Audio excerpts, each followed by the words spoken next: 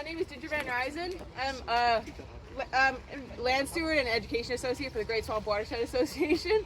And so today we're going to be doing a trail. It's not going to be very long. It's going to be 2.5 miles. So some people were like 2.5 miles, but the hike is set for 2.5 hours. So what's going to happen? And we're going to do a lot of talking, a lot of history and things. Oh, we got a red tail right up there. So first chance to practice your binoculars. Starting here, this is where we are. We're going to get on the white trail, and then we're going to go all the way around and do some orange trails and things like that. We're going to get some really cool, yellow trails. We're going to get some cool overlooks and things, and we're just going to learn about the history of the area and things. Yeah. But you can see that draw, that's very definitive of a deer. Yeah. We're about it when we get to the top of the mountain. This is what makes this mountain the mountain. Okay.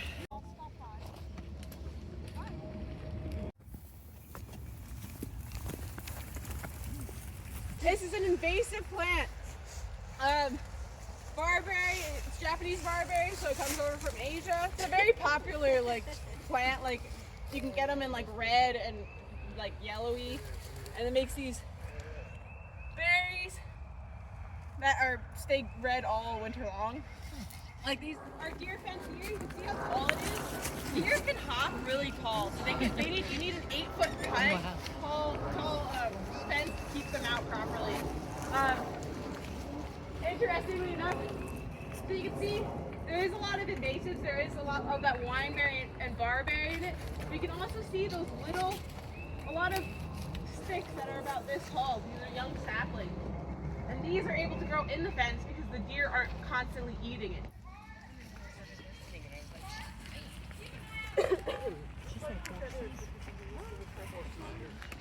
Blue jays are a member of the crow family, so crows are super intelligent. Oh, we have a little chipmunk going. So blue jays have over 200 different bird calls, and they mimic different species as well. They'll mimic red-tailed hawks and things to scare away predators and things.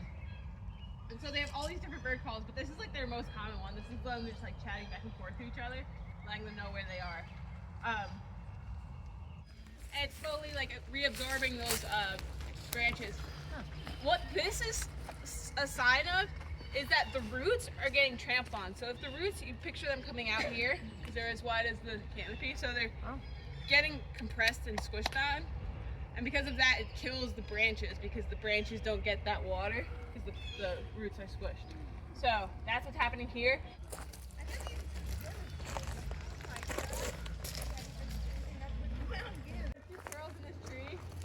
And there's a nest in that hollow. There's 2 of them. Oh, they're playing. Reaching down. Oh, yeah. And then there's one playing right here. As the days are warm, the trees are starting to come out of dormancy. Does anyone know why trees go dormant in the wintertime? A lot of people say, oh, it's because it's cold. They can't grow. But plants can grow in the cold. It's not that. It's the water. Water is so important to trees. They need trees to survive. But in the wintertime, typically, in the wintertime, the ground will be frozen.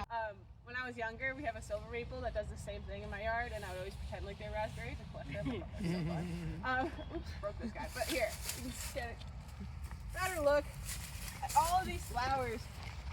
So maples are incredibly important because they're not pollinated by the wind. Oaks and hickories are pollinated by the wind. That's causing all of these allergies. But the maple,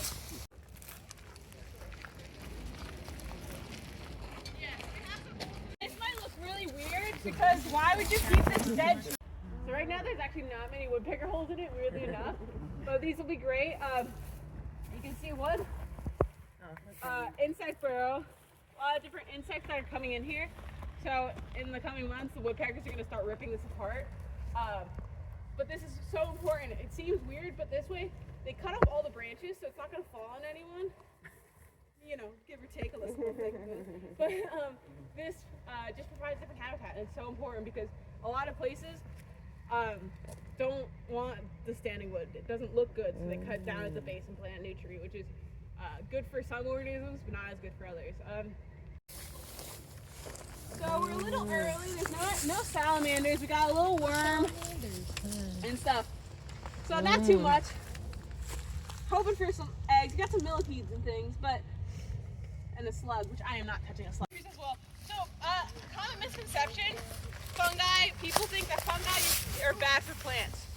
bad for trees.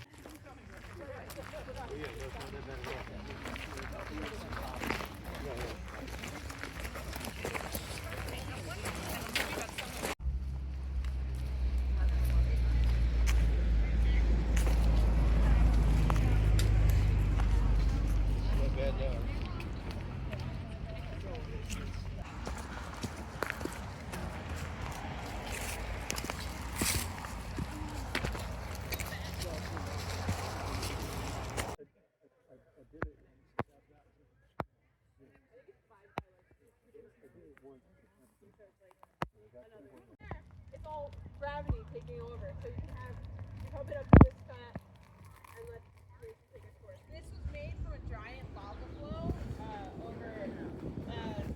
it was over 200 million years ago when the breakup of Pangea, the big supercontinent, and that was breaking up. Lava was just flowing and spewing out of the earth. So we're on the first mountain, the first Watchung Mountain. So this is the oldest one, so it kind of makes like a U almost. And then there's a second one and a third one. Rock.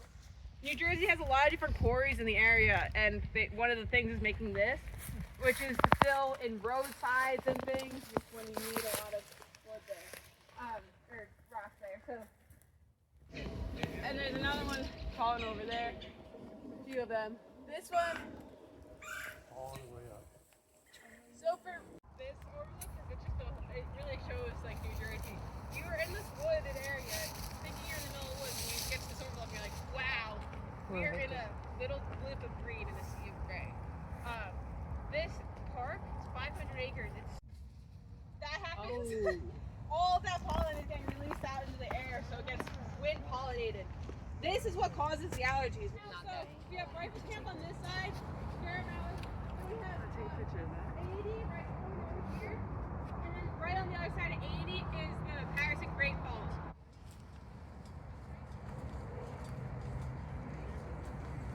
It's a prostitute gang restaurant, and there's a museum in there, and this is also associated with this. So all that gray stone is cut.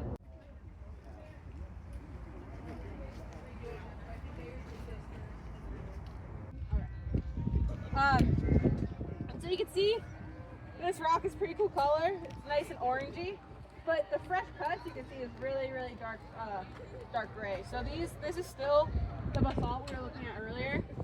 What happens is the iron in the basalt gets oxidizes, right, with the air, and that's why it turns into this really bright orange color. But all the fresh stuff is going to be still nice and dark.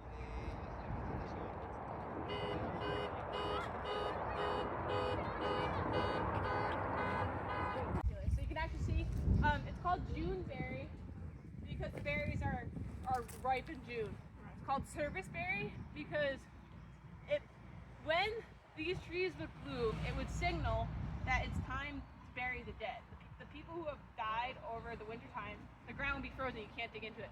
But when the service berry would flower, it would say, okay, the ground's soft enough to start to bury those people.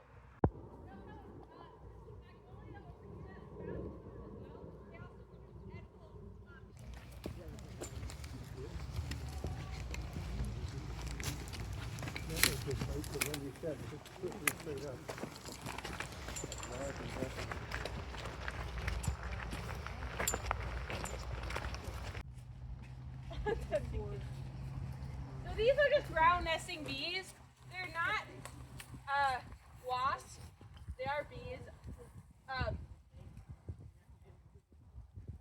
But yeah, so these are not honeybees, but it's a lot of some bees. Honeybees nest in a hive, but other bees, 99% of bees, either do ground nesting or they nest in little cavities and stems and things. As some of us learned at the pollinator box the other night. We're gonna walk around this way. Bees.